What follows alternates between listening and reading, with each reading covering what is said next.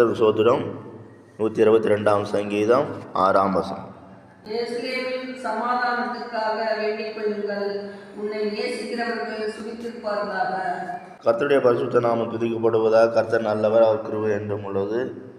இந்த நாள் தியானத்துக்கு ஆண்டவர் தந்த 122 சங்கீதம் 6 வசனத்துக்காக ஆண்டவரை துதிக்கிறேன், சோதரிக்கிறேன். இதிலே சொல்லப்பட்டு எருசலேமின் சமாதானத்துக்காக வேண்டிக் கொள்ளுங்கள் என்று சொல்லி, உன்னை நேசிக்கிறவர்கள் சுகித்திருப்பார்களாக என்று சொல்லி எழுதப்பட்டிருக்கு. அப்போ எருசலேமை நாம் நேசிக்கணும். எருசலேம் என்று சொல்லும்போது தேவனுடைய சொந்த ஜனங்கள் வாழ்கிற ஒரு தேசம், அதான் எருசலேம், இஸ்ரவேல் தேசம்.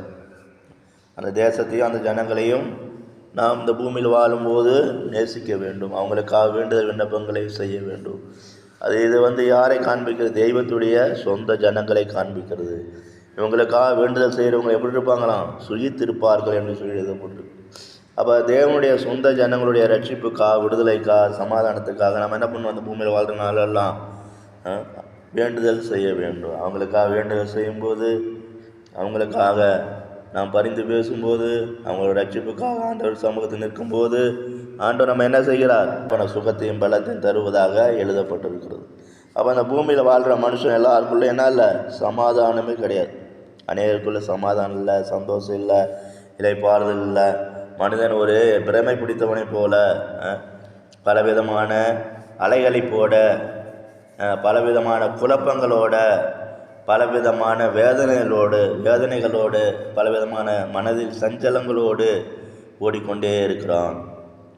அப்போ தேவனுடைய பிரதான சமாதானத்தை பெற்றுக்கொள்ள மனிதன் இந்த பூமியில் விரும்ப வேண்டும். அப்போ இஸ்ரேல் ஜனங்களுக்கு இப்போ அதிகமான சமாதானம் இல்லை. அதனால தான் அங்கே ஆண்டவரை பாருங்கள் தெளிவாக எழுதி வைத்துவிட்டு போயிருக்கிறார், எருசலேமின் சமாதானத்துக்காக வேண்டிக் கொள்ளுங்கள். இப்போ ஆண்டவருடைய சொந்த ஜனங்க அவங்க, ஆனால் அவங்களுக்குள்ள என்ன இல்லை? சமாதானம் இல்லை, அவங்களுக்குள்ள இளைப்பாறுதல் இல்லை. அவங்க வாழ்க்கை எப்படி காணப்படுகிறது? பலவிதமான சஞ்சலத்தோடு, கவலையோடு, பாரத்தோடு காணப்படுகிறது. வெளிப்புறமாக தோட்டத்தில் ஒன்றும் தெரியாமல் இருந்தாலும் அவங்க உள்ள அப்படியாக பாதிக்கப்பட்டு காணப்படுகிறது. அப்படி பலவிதமான நிலவரத்தோடு காணப்படுறாங்க. அப்போ அவங்களுக்கு என்ன வேண்டும்? சமாதானம் வேண்டும். அதனால தான் ஆண்டவர் பாருங்கள் வேறு எதுவுமே சொல்ல, சமாதானத்துக்காக வேண்டும். அப்போ சமாதானத்தை எப்படி பெற்றுக்கொள்ள முடியும்? ஒரு மனுஷனுக்குள்ளே ரட்சிப்பு வரும்போது அவனுக்கு சமாதானம் உண்டாகும். அப்போ அந்த ஜனங்கள் எல்லாம் ரட்சிக்கப்பட வேண்டும் என்று சொல்லி ஆண்டவர் எதிர்பார்க்கிறார்.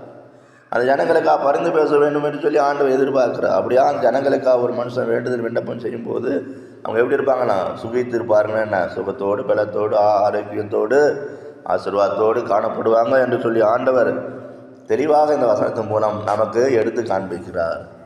அதனால் கூட நாம் அவர்களுக்காகவும் வேண்டுதல் செய்யக்கூடியவங்களாக இருக்கணும். அவங்களுடைய ரட்சிப்புக்காக பிரயாசப்படக்கூடியவங்களாக இருக்கணும். அவங்களும் என்ன பண்ணணும்? அந்த நித்திய ராஜ்யத்தில் சேர நாம் கூட ஒரு வழியாக காணப்பட வேண்டும் என்று சொல்லி ஆண்டவர் நம்மிடத்தில் எதிர்பார்க்கிறார். முழு உலகத்தில் உள்ள எல்லாருக்கும் ஆண்டவர் என்ன பண்ணுறார்? இப்படியாக ஒரு கட்டளையை கொடுத்திருக்கிறார். இது பாருங்கள், அவர் தம்முடைய ஜனங்களை எவ்வளவாய் நேசிக்கிறார் பாருங்கள். அவங்களை எப்படி நேசிக்கிறாரோ அதே போல் நம்மையும் நேசிக்கிறார். நாம் அவருடைய நேசத்தினால் என்ன பண்ணிருக்கோம்? அவருடைய ரட்சிப்பை பெற்றிருக்கிறோம், அவருடைய அன்பை பெற்றிருக்கிறோம். ஆனால் இஸ்ரவேல் ஜனங்களோ அந்த ரட்சிப்பை பெற்றுக்கொள்ளாமல், சமாதானத்தை பெற்றுக்கொள்ளாமல், அவங்க ஆத்மாவில் இளைப்பாறுதல் இல்லாமல் காணப்படுறாங்க.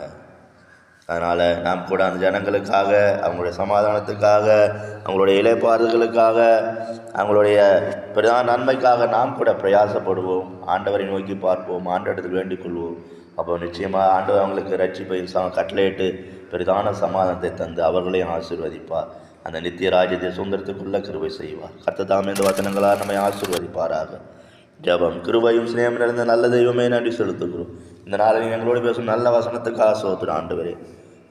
நாங்கள் எருசலேமின் சமாதானத்துக்காக, இஸ்ரவேல் ஜனங்களின் சமாதானத்துக்காக வேண்டிக் கொள்ளக்கூடியவர்களாக காணப்பட உதவி செய்யும். எங்களை தாழ்த்துக்கிறோம். எல்லாவற்றும் கருத்தில் தருகிறோம். இந்த நாளை ஆசீர்வதி. இயேசு நாமத்தில் பிதாவே, ஆமென்.